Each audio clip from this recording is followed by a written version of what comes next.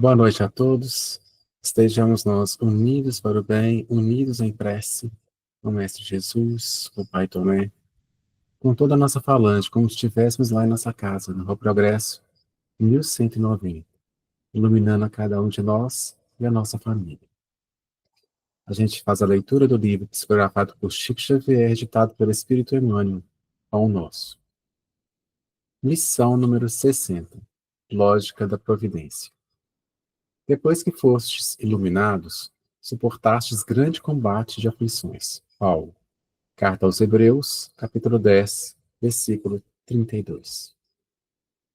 Os cultivadores da fé sincera costumam ser reivindicados, no mundo, à conta de grandes sofredores.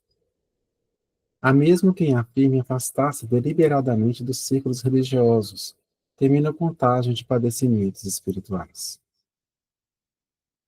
Os ímpios, os ignorantes e os fúteis exibem-se espetacularmente na vida comum, através de traços bizarros da fantasia exterior.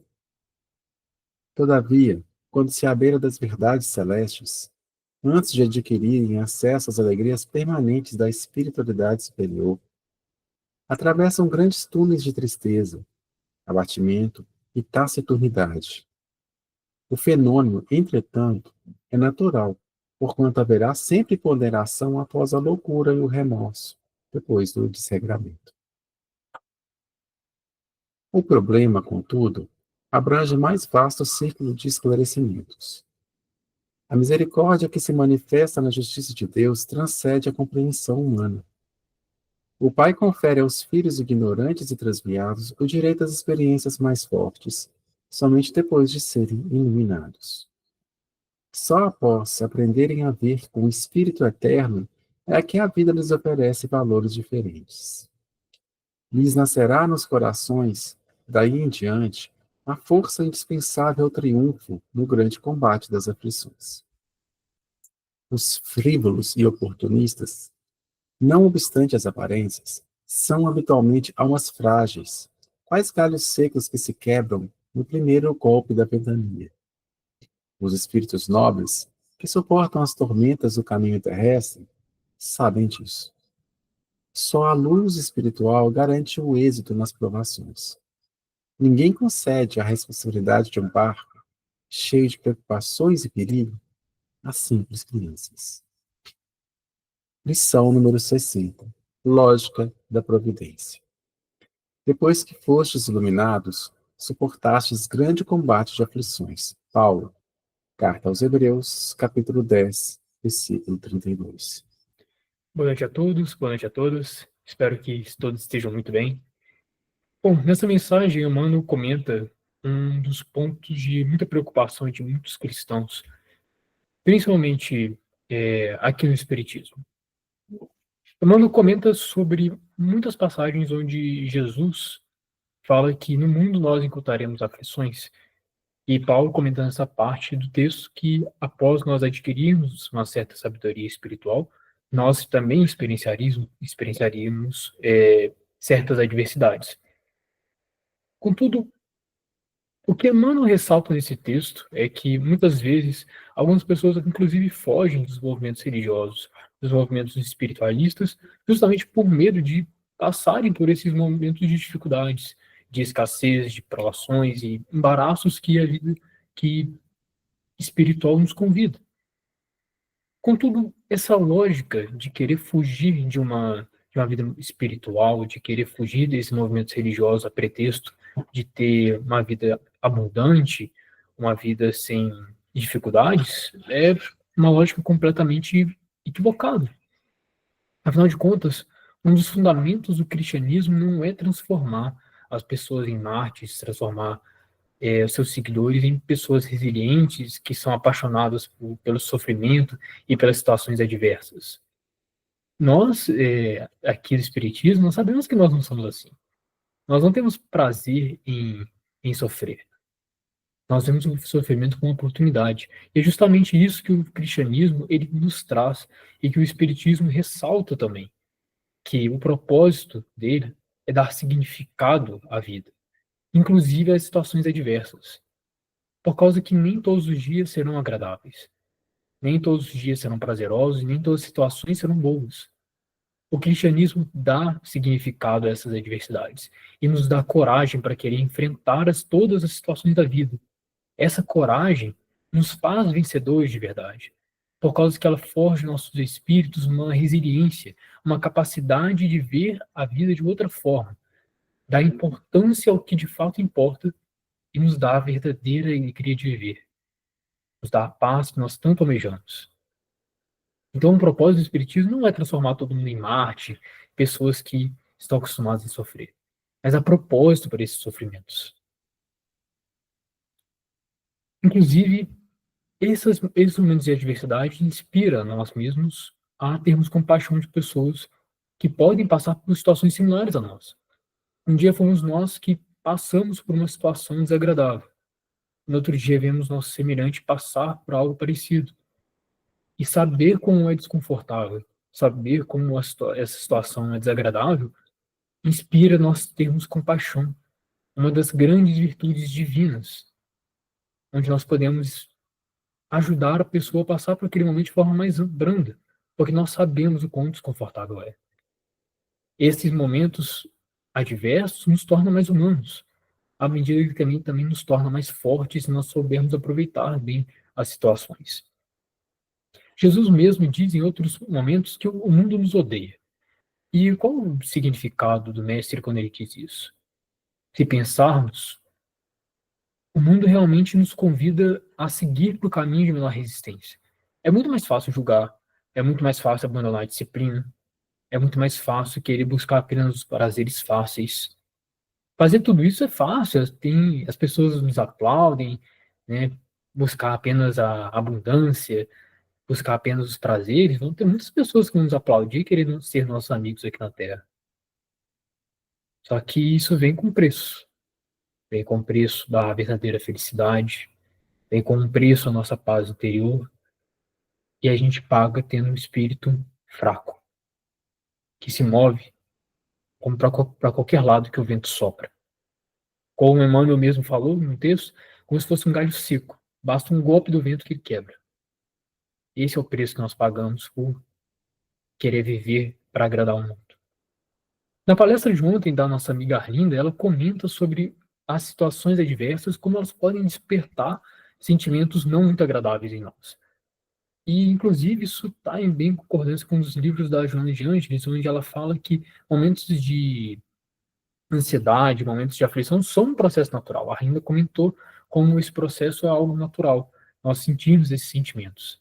Mas, assim como a própria Arlinda disse na palestra, a Joana de Ângeles também confirma que vale muito mais o que nós fazemos com a nossa mente ao administrar as situações.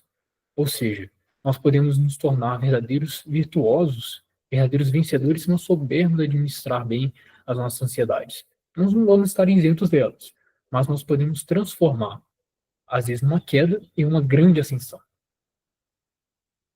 Todo conhecimento precisa ser testado. Na escola mesmo, nossos professores nos colocam uma prova para saber se nós aprendemos. Deus nos testa de uma forma muito mais eficaz do que aqui na Terra, onde nós simplesmente temos que reproduzir conhecimento. Deus nos convida a colocar as coisas em prática de uma forma verdadeira e eficaz que vai ser útil para nós. Nas escolas nós aprendemos, muitas vezes, muitos educadores são brilhantes, são geniais na forma que eles ensinam os seus alunos, propondo trabalhos em campo, onde os alunos podem tomar iniciativas para aprender de formas diversas, ou até mesmo na própria didática de suas avaliações, eles colocam o aluno para refletir e não só replicar conhecimento. E Deus nos convida a fazer isso com essas situações. Na sua genialidade, Jesus, o nosso Pai, nos convida a nós verdadeiramente sentirmos esse conhecimento espiritual, para que ele se transforme numa virtude para nós. Jesus, nosso grande amigo e educador, nos convida a transformarmos o que nós lemos em sentimento, e sentimento em atitudes. E essas atitudes pequenas nossas que acabam fazendo a diferença e que mudam o mundo. Primeiro, nós mudamos o nosso coração. Depois, o mundo todo vai mudar. Mas, como Emmanuel conclui o texto, nós podemos ficar tranquilos com essas situações que a vida vai nos oferecer. Afinal de contas, como o próprio Allan Kardec também diz, Deus não coloca um peso nos ombros de nós que nós não aguentamos carregar. Ou seja, a carga vai ser aquilo que a gente dá conta.